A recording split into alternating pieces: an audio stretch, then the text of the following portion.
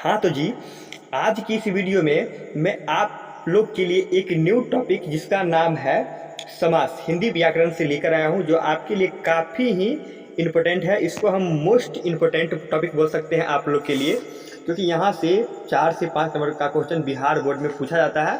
वो class 10th वाले students के लिए और 12th वाले स्टूडेंट्स के लिए दोनों को पूछा जाएगा। तो दोनों के लिए ये काफ़ी इंपॉर्टेंट वीडियो है। तो चलिए मैं आज की इस वीडियो में आपको समास बताऊंगा। तो जान लेते हैं सबसे पहले समास क्या होता है। चलिए डिस्कशन करते हैं समास पे। चलिए आप वीडियो को पूरा देखिए और कंसंट्रेट होकर देखिए, और मैं आपको कॉन्सेप्ट बताऊंगा, ट्रिक बताऊंगा, लॉजिक बताऊंगा, पकड़ने का ट्रिक क्या होता है।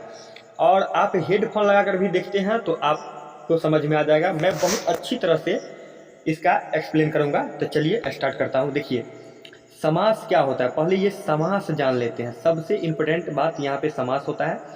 तो देखिए समास को तोड़िएगा ना तो क्या होता है, ये सम जोड़ आस। ध्यान से मेरी बात को सुनिए, सम जोड़ आस।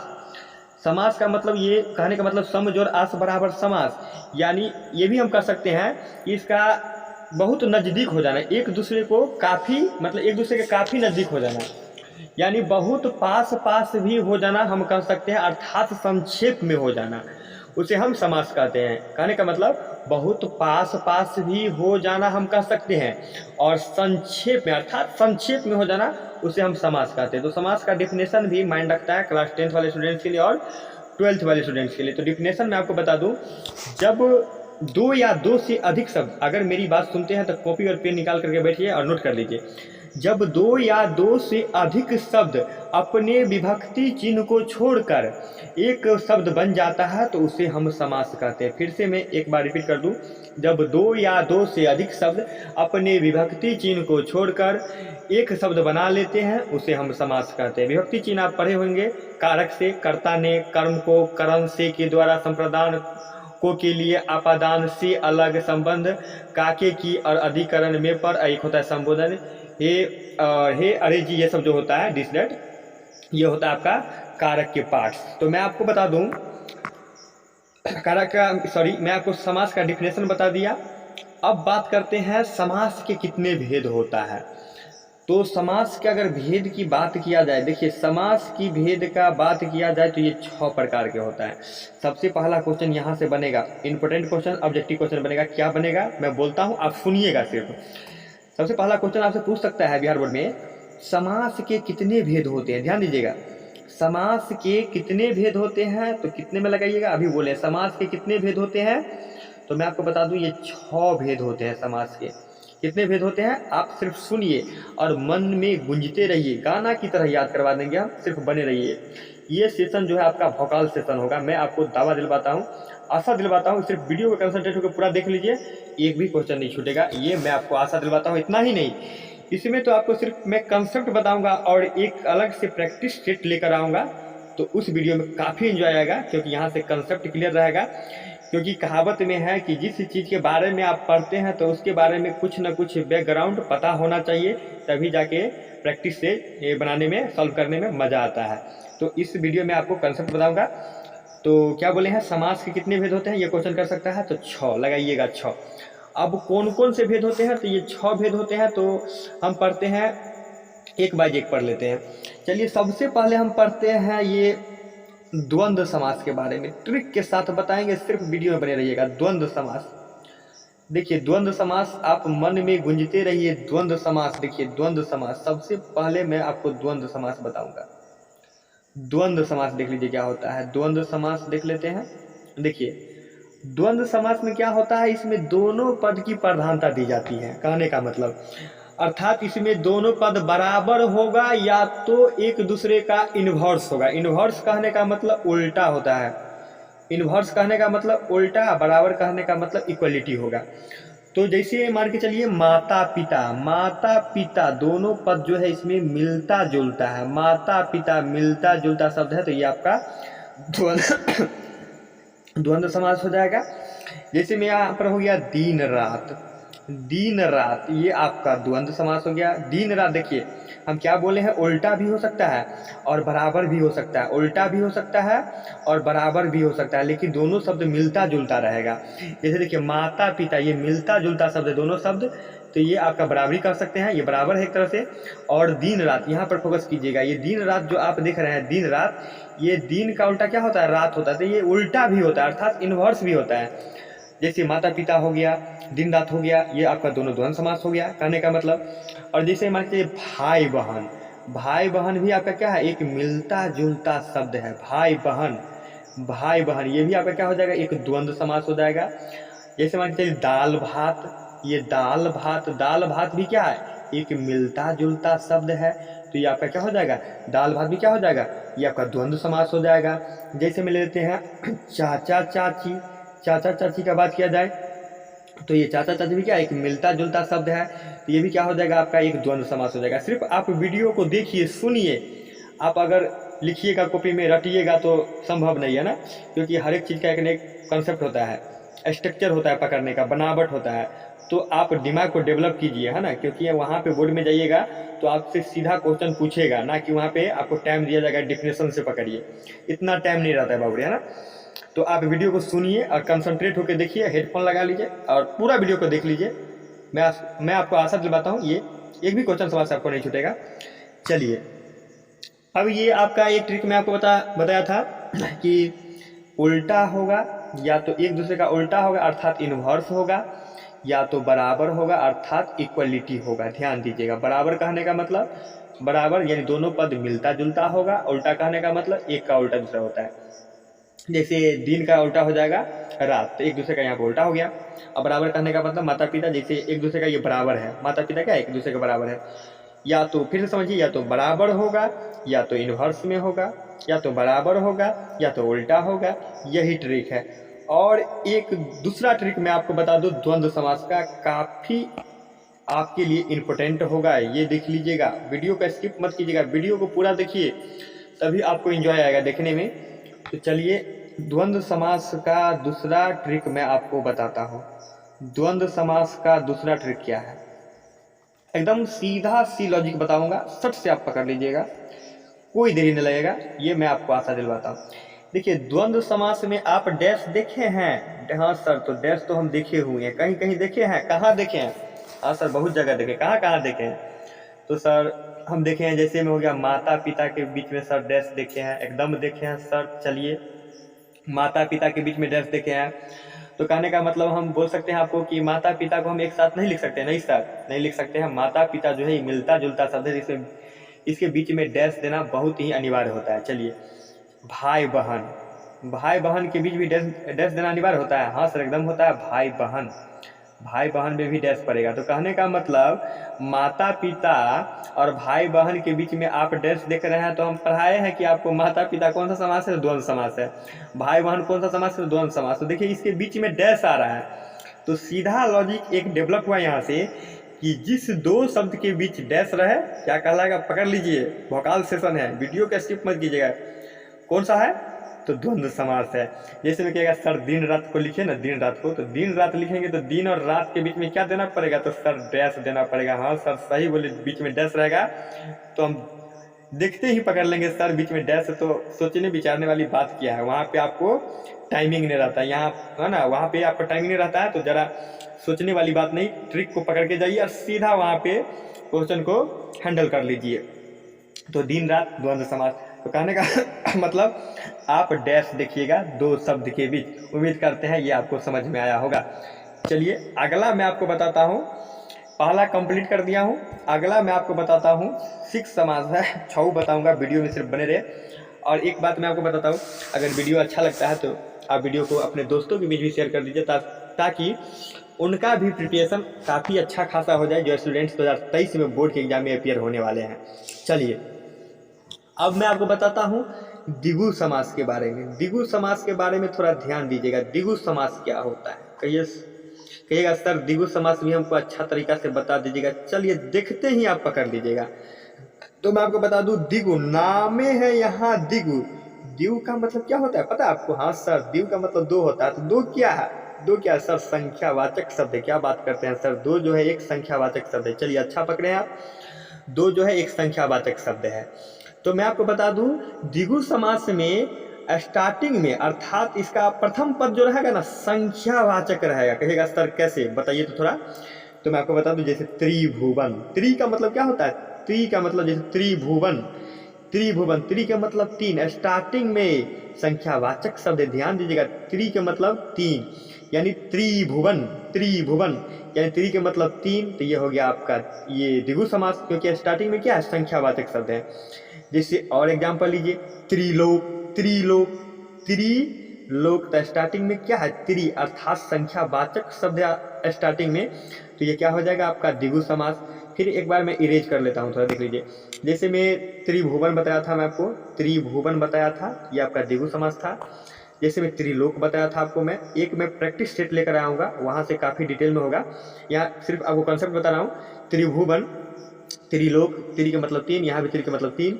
अब जैसे देख लीजिए, चौराहा, जहाँ से चार रास्ता निकलता है उसको हम चौराहा बोलते हैं, चौराहा है ना, चौराहा यानी चौराहा, जहाँ से चार रास्ता निकले उसे हम चौराहा कहते हैं। तो चौ के मतलब क्या होता है, चार, चौ के मतलब चार, जहाँ से चारों साइड में रास्ता निकल जाए उसको हम चौराहा क्या बोलते हैं, चौराहा बोलते हैं। तो चौ क्या है, एक संख्यावाचक शब्द है। तो ये सब क्या है आपका, ये द्विगु समास है।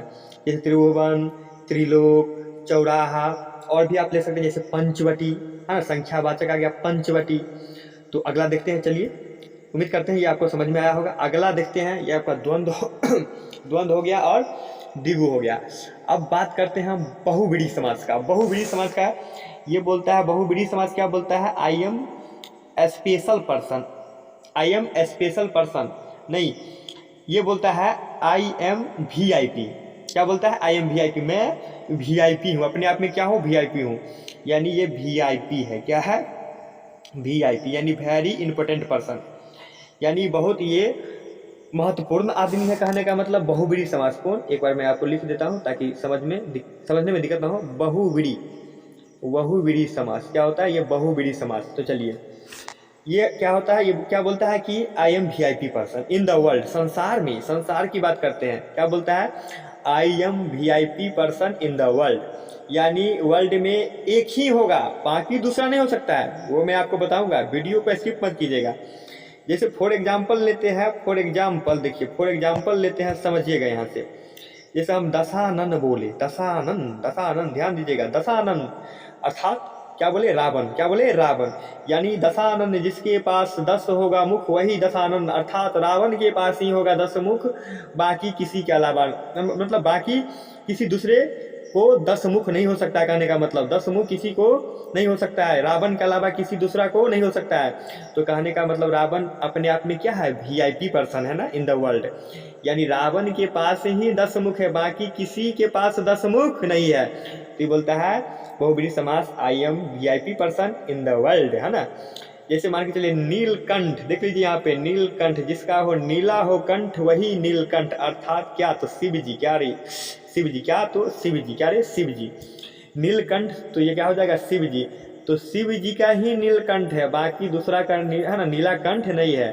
तो शिव जी क्या हो गया, ये वेरी पर्सन हो गया वर्ल्ड में। जैसे में दशानन हो गया, नीलकंठ हो गया। जैसे में मान के चलिए गजानन अर्थात गणेश जी, गणेश जी भी क्या है, वर्ल्ड में एक ही है, तो गणेश जी भी क्या हो जाएगा, गजानन, गजानन, ये भी आपका वीआईपी पर्सन हो गया। गजानन, पीताम्बर, श्वेताम्बर, ये सब क्या है आपका बहुव्रीहि समास होता है। चलिए, तो अगला देखते हैं, इसका मैं एक प्रैक्टिस सेट लेकर आऊँगा, तो वहाँ से आप पकड़िएगा, काफ़ी मज़ा आएगा। चलिए, और जैसे चंद्रशेखर हो जाएगा, बहुत तरह के लेकर, मतलब बहुत तरह के एग्जाम्पल मैं लेकर आऊँगा। तो फिलहाल इस वीडियो का आप कंसेप्ट को क्लियर करके रखिए, तो उसको काफ़ी मज़ा आएगा देखने में। तो चलिए, मैं आपको बता दिया द्विगु समास, द्वंद्व समास और बहुव्रीहि समास। अब बात कर लेते हैं हम अव्ययीभाव समास का। अव्ययीभाव समास देखिए ये क्या कहता है, पहले नोट कर लेते हैं। अव्ययीभाव, अव्ययीभाव समास क्या कहता है, ये कहता है कि हमको लिंग वचन कारक और मेल फीमेल से कोई मतलब नहीं है, मतलब ये लिंग वचन कारक मेल फीमेल से कोई मतलब नहीं रखता है, इतना समझिए। कहने का मतलब इसमें मैं एक ट्रिक को बता रहा हूँ, वो ट्रिक क्या है तो फॉलो करिएगा आप। ये ट्रिक ये है कि इसमें अधिकतर शब्द यथा, प्रति, वे, भर बेभर से ही स्टार्ट होता है। कहने का मतलब 95% ऑलमोस्ट 95% यथा प्रति बेभर से ही आपको मिलेगा। जैसे में आपको हो गया यथाशक्ति, है ना, जैसे में हो गया प्रतिदिन, बेरहम, भर पेट, ये सब क्या हो गया आपका अव्ययीभाव समास। तो क्या बोले हैं कि इसमें कारक लिंग वचन मेल फीमेल से कोई प्रभाव नहीं पड़ता, कोई इफेक्ट नहीं पड़ता है। जैसे मैं आपको बता दूं, जैसे मैं पढ़ता हूँ, मैं ऐसे होगा जैसे मैं प्रत्येक दिन पढ़ता हूँ, मैं बोला प्रत्येक दिन पढ़ता हूँ, तो प्रत्येक दिन पे कोई असर पड़ा नहीं पड़ा ना, मैं प्रत्येक दिन पढ़ता हूँ। एक लड़की बोली कि मैं भी प्रत्येक दिन पढ़ता हूँ, तो देखिए लड़की भी बोला कि मैं प्रत्येक दिन पढ़ता हूँ और मैं भी बोला कि मैं प्रत्येक दिन पढ़ता हूँ, तो अर्थात लिंग वचन, है ना, लिंग वचन में लड़का लड़की आ जाएगा ना, यानी स्त्रीलिंग और पुल्लिंग में आ जाएगा। तो देखिए मैं एक तरह से पुल्लिंग हूँ, तो मैं बोलता हूँ कि मैं प्रत्येक दिन पढ़ता हूँ, तो प्रत्येक दिन पे कोई असर पड़ रहा है नहीं पड़ रहा है, ध्यान से सुनिएगा। और लड़की भी बोल रही है कि मैं भी प्रत्येक दिन पढ़ती हूँ, तो लड़की स्त्रीलिंग है, वो भी बोल रही है कि मैं प्रत्येक दिन पढ़ती हूँ, तो प्रत्येक दिन पे कोई असर नहीं पड़ रहा है। अर्थात कहने का मतलब लिंग वचन कारक से कोई मतलब नहीं होता है, इसको कोई मतलब नहीं, कोई लेना देना नहीं होता है। तो अधिकतर शब्द में क्या बोला हूँ यहाँ पे थोड़ा नोट कर देता हूँ। अधिकतर शब्द जो है आपको यथा प्रति बेभर से ही स्टार्ट होता है, ये ट्रिक है, याद कर लीजिए, कॉपी में लिख लीजिएगा। यथा, अधिकतर शब्द यथा प्रति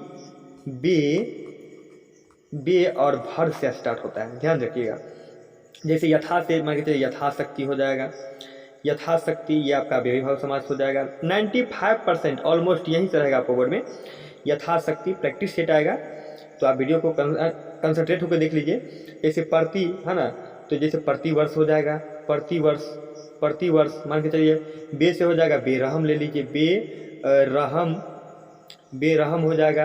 मान के चलिए भर से भर पेट ले लेते हैं, ये सारा आपका क्या हो जाएगा अव्ययीभाव समास। मतलब कहने का मतलब अधिकतर शब्द यथा प्रति बेभर से ही स्टार्ट रहेगा, वो क्या कहलाएगा आपका अव्ययीभाव समास। तो उम्मीद करते हैं ये आपको समझ में आया होगा अव्ययीभाव समास क्या होता है।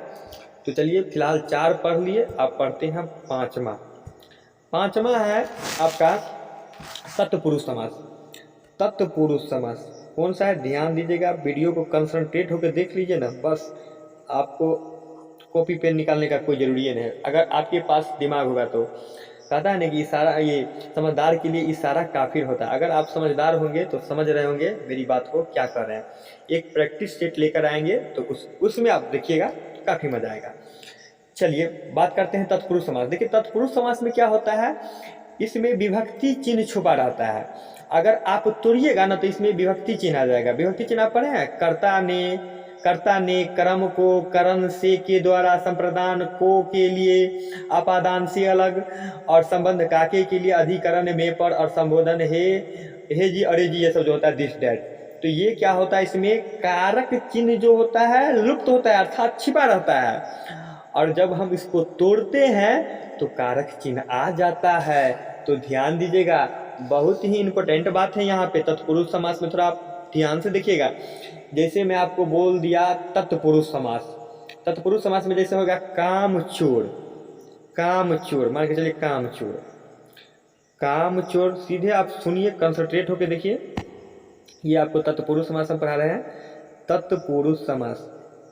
तो इसमें हम लिखते हैं कामचोर, कामचोर, यानी कामचोर का मतलब इसको हम तोड़ेंगे तो क्या होगा, काम से चोर, काम से चोर, अर्थात जिसको काम में मन नहीं लगता होगा, अर्थात काम से चोरी करता होगा, है ना, काम को पीछे टालता होगा, अपने पीठ पीछे रखता होगा, काम को ज़्यादा भरिया लेता होगा। कहने का मतलब यहाँ देखिए काम चोर, काम चोर को अगर तोड़ते हैं तो काम से चोर, देखिए अगर तोड़िएगा ना तो ये इसमें कुछ ना कुछ विभक्ति चिन्ह आ जाता है। तो काम से चोर अर्थात काम चोर, जो काम से चोरी करता होगा वही काम चोर होता है। इसको तोड़े तो क्या निकला, काम चोर, है ना, यानी काम चोर के तोड़े तो क्या निकला, काम से चोर, यानी काम चोर। अलग लीजिए अब एक और, जैसे हो गया काम चोर हो गया, और काम चोर के अलावा एक और लेते हैं, जैसे में आपको हो गया काम चोर के अलावा और दूसरा बोलिए, जैसे हो गया आपका काम चोर। उसके बाद हम बोलते हैं मान लीजिए सेनापति, सेनापति, सेनापति को आप तोड़िएगा तो सेना का पति निकलेगा, तोड़िएगा तो क्या निकलेगा, सेना का पति। एक मिनट, सेनापति देखिए यहाँ पे क्या है, एक मिनट मैं आपको दिखा दूँ। सेनापति एक PDF में लाऊंगा प्रैक्टिस के लिए, तो अभी फिलहाल कॉन्सेप्ट को देखिए। सेनापति यानी सेना का पति, तोड़ेंगे तो क्या होगा, सेना का पति, कुछ न कुछ कारक चिन्ह आ गया अर्थात का आ गया, तो ये सेना का पति अर्थात सेना का पति कहने का मतलब सेना का अध्यक्ष है ना। और लीजिए जैसे एग्जाम्पल सेनापति हो गया जैसे कन्यादान, जैसे मान के चलिए कन्यादान, तो कन्यादान को तोड़ेंगे अर्थात जो कन्या को दान करता होगा तो कन्या का दान, विभक्ति चिन्ह क्या आ गया का आ गया, तो कन्यादान अर्थात मतलब तोड़िएगा ना तो कुछ ना कुछ विभक्ति चिन्ह आ जाएगा, तो वो कौन सा समास हो जाएगा आपका, तत्पुरुष समास। तत्पुरुष समास, तत्पुरुष समास ध्यान में रखिएगा क्या होता है ये, तत्पुरुष समास। जैसे बैलगाड़ी, मान के चलिए बैलगाड़ी, तो बैलगाड़ी को तोड़ेंगे तो बैल का गाड़ी यानी बैल की गाड़ी होगा, बैल की गाड़ी। अरे तो तोड़ने से मतलब कुछ ना कुछ विभक्ति चिन्ह आ जाएगा तो वो आपका तत्पुरुष समास हो जाता है। तो उम्मीद करते हैं ये भी समास आपको समझ में आया होगा। चलिए अगला देख लेते हैं, अगला क्या है। अगला मैं आपको दिखा दूं, बस एक ही बचा है, वो बचा है आपका कर्मधारय समास। चलिए कर्मधारय समास के बारे में भी पढ़ लेते हैं, कर्मधारय समास क्या होता है। चलिए कर्मधारय समास, देखिए कर्मधारय समास में क्या होता है, इसमें तुलना की जाती है, तुलना करने की बात की जाती है, उपमान होता है, उपमेय होता है, विशेषण होता है, विशेष्य होता है, ये वाली बात हो जाता है इसमें। जैसे उपमान जो होता है ना, ये दुनिया में बहुत बड़ा चीज़ है, उपमान जो है ये दुनिया में बहुत बड़ा चीज़ है। एक होता है आपका उपमेय, उपमेय ये दुनिया में सबसे छोटा चीज़ है। तो उपमान और उपमेय के बारे में आपको बता दूं, उपमान मतलब जिससे तुलना की जाए उसे हम उपमान कहते हैं, और जिसकी तुलना की जाए उसे हम उपमेय कहते हैं। जैसे मान के चलिए, और विशेषण विशेष वाली भी बात आता है इसमें, तो थोड़ा ध्यान दीजिएगा। तो देखिए इसमें उपमान और उपमेय वाली बात, जैसे चंद्रमुख, चंद्रमुख लिखते हैं, जैसे चंद्रमुख, चंद्रमुख यानी मुख तो कई है ना, लेकिन इसका मतलब मुख कई होते हैं, कई सारे मुख होते हैं, लेकिन मुख को तुलना हम किससे कर दिए हैं, चंद्र से। अर्थात जिसका मुख क्या हो, चंद्र के समान हो, उसे हम चंद्रमुख कहेंगे। तो यानी मुख का तुलना हम चंद्र से कर दिए हैं। तो जिसकी तुलना की जाए उसका हम क्या, उसे हम क्या कहते हैं, यानी जिससे तुलना की जाए, है ना, जिससे तुलना की जाए, सॉरी जिससे तुलना की जाए, यानी मुख का तुलना जो है हम चंद्र से कर दिए हैं, तो ये आपका क्या हो जाएगा, उपमान हो जाएगा, होगा ना उपमान। यानी मुख का तुलना हम बहुत बड़का चीज से कर दिए, चंद्र से कर दिए मुख का तुलना, तो ये आपका उपमेय हो जाएगा, सॉरी उपमान हो जाएगा। और किसका, और जिसके मतलब जिससे तुलना किया जाए उसे हम उपमान कहते हैं, सॉरी उपमान कहते हैं। और जिसकी तुलना की जाए उसे हम उपमेय कहते हैं। तो किसकी तुलना किए हैं, मुख का किए हैं, तो ये आपका उपमेय कहलाएगा। मान के चलिए एक एग्जाम्पल और लेते हैं, एक एग्जाम्पल और लेते हैं कर्मधारय का। कर्मधारय का देख लीजिए, कर्मधारय का मैं एक बार और समझा देता हूँ। चंद्रमुख में शायद आपको नहीं समझ में आया होगा, कचरा हो गया था। तो चंद्रमुख देख लीजिए, चंद्रमुख, ये स्क्रीन थोड़ा छोटा है ना, तो आपको काफ़ी डिटेल में बताता, इसलिए मैं PDF लेकर आऊँगा। चंद्रमुख देखिए, इसमें उपमान और उपमेय वाली बात होता है, ध्यान दीजिएगा, उपमान और उपमेय वाली बात होता है, उपमेय। तो देखिए इसमें चंद्रमुख अर्थात मुख का तुलना जो है हम चंद्र से कर दिए हैं, है ना, अर्थात जिसका मुख जो हो चंद्र के समान उसी को हम ये चंद्रमुख बोलते हैं। तो इसमें देखिए जिससे आप तुलना कीजिएगा, किससे हम तुलना कर रहे हैं, मुख का तुलना चंद्र से, तो वो आपका उपमान हो जाएगा। और किसका तुलना किए हैं, तो मुख का किए हैं, तो ये आपका उपमेय हो जाएगा। यानी तुलना कर दीजिएगा छोटी सी मतलब चीज़ को, अर्थात वस्तु को बड़ी चीज़ से, उसकी सुंदरता पे, भाव पे, तो आपका क्या हो जाता है, कर्मधारय समास हो जाता है। यानी यहाँ छोटा सा मुंह को हम किससे तुलना कर दिए हैं, चंद्र से, बहुत बड़का चीज से ना तुलना कर दिए हैं, तो ये आपका चंद्र जो हो जाएगा जिससे तुलना किए, अर्थात मुख का तुलना जो हम चंद्र से किए हैं, तो ये आपका उपमान हो जाएगा। और ये मुख का तुलना हम चंद्र से किए, जिसका तुलना किए अर्थात मुख का तुलना किए हैं, तो ये आपका उपमेय हो जाएगा। तो उम्मीद करते हैं ये समझ में आया होगा आपको। आगे देखिए, एक चंद्रमुख था और दूसरा लेते हैं हम, ये आपका हो जाएगा, मान के चलिए चंद्रमुख हो गया। और एक एग्जाम्पल और लेते हैं, चंद्रमुख के अलावे लेते हैं हम ये कमल चरण, कमल चरण लेते हैं। देखिए कमल चरण, देखिए कमल चरण, कमल चरण, कमल चरण, देखिए चरण तो सबके पास होता है, लेकिन इनका चरण जो है, चरण का तुलना हम किससे कर दिए, कमल से, यानी कमल चरण है ना, कमल चरण। तो इसमें देख लीजिए कमल चरण, सॉरी कमल चरण नहीं, ये आपका कमल चरण भी एक, कमल चरण भी एक क्या हो जाएगा आपका, ये कर्मधारय समास होगा।